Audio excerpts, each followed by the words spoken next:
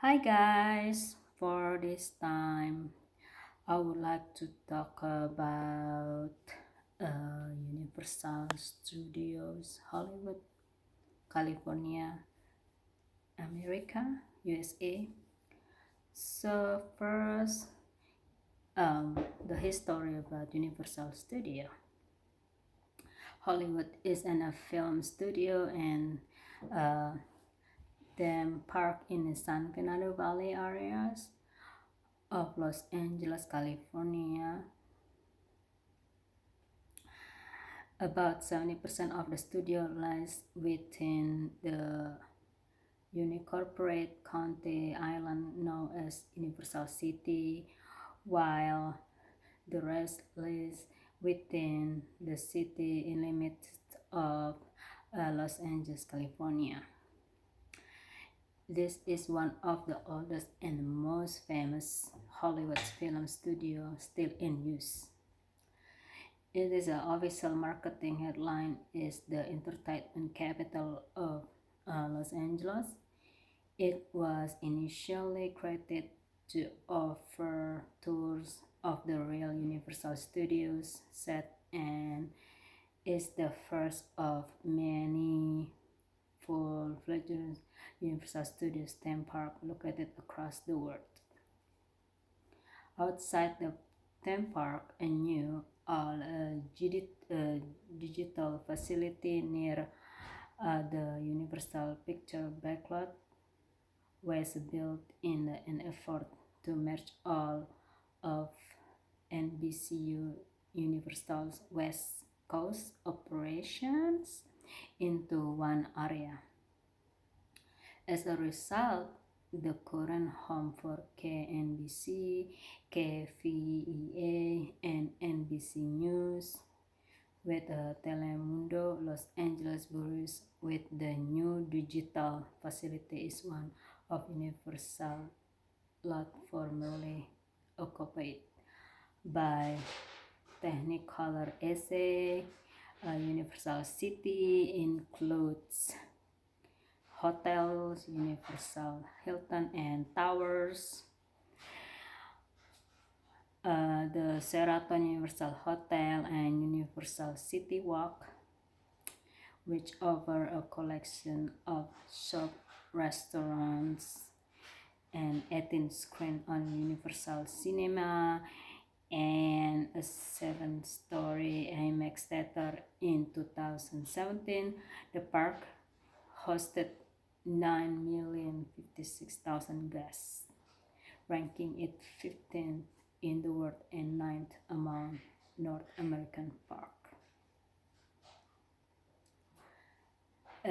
Universal Studios is open on April 30, 1912. This is the first time, 107 years ago, as a movie studio, and March 15, 1915, 105 years ago, LA Studio Lot, and July 15, 1964, 55 years ago, as a theme park.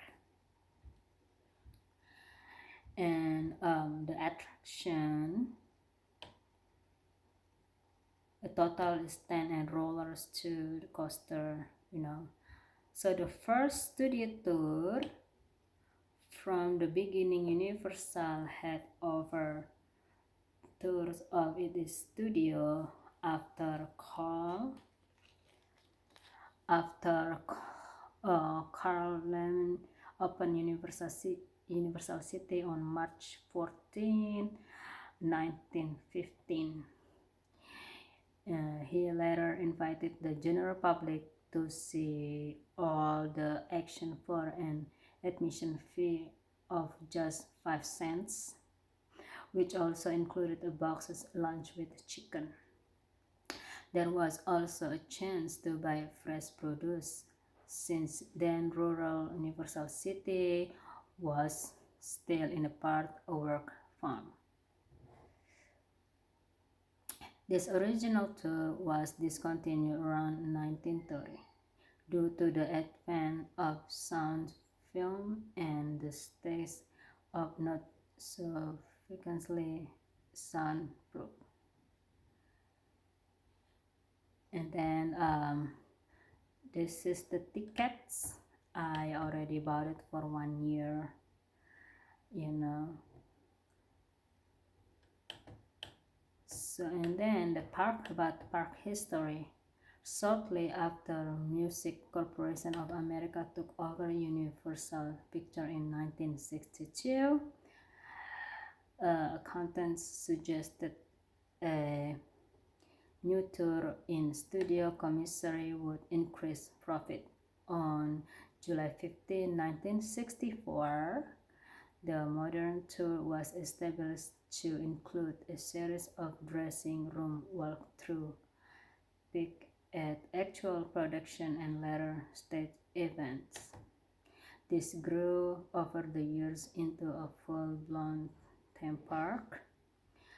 The narrated tram tour, still runs through the studio's active blockout, but the stage events, stunt demonstration, and high-tech riders offer show and motion picture production that once led Luther's fans to the Universal Studio Hollywood.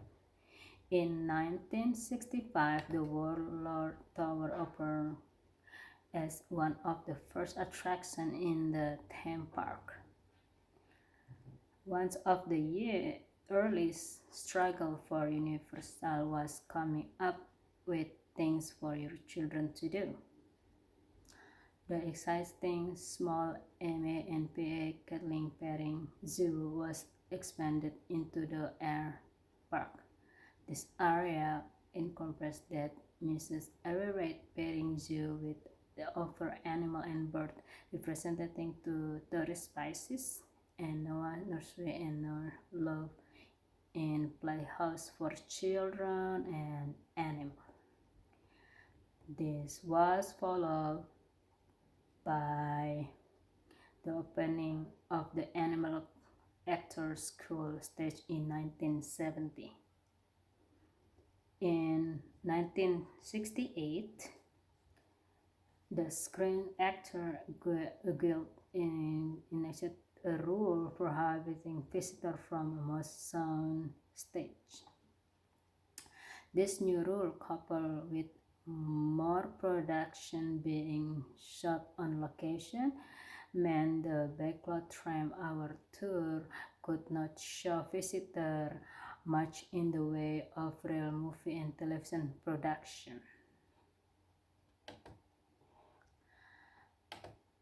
James Stein, the president of the Recreation Division, championed the idea of creating exciting experience for visitors in place of viewing action production. Later that same year, the Flash Flood set was opened. This first special effects attraction proved to be hit. 20 gallons of water rushed 200 feet down a narrow Mexican village street.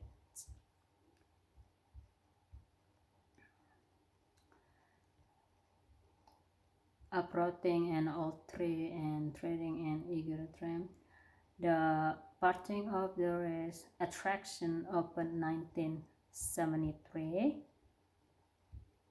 And in 1974, the Rock Slide State event was added to the studio tour. The following year, the Land of Thousand Faces opened in the upper lot in 1979.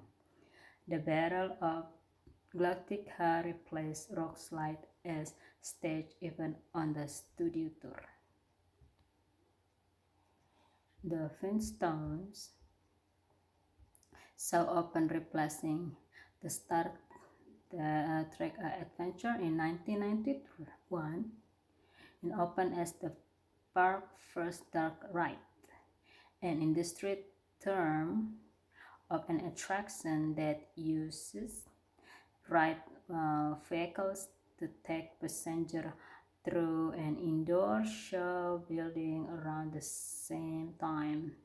Sister Park Universal Studio Florida open also.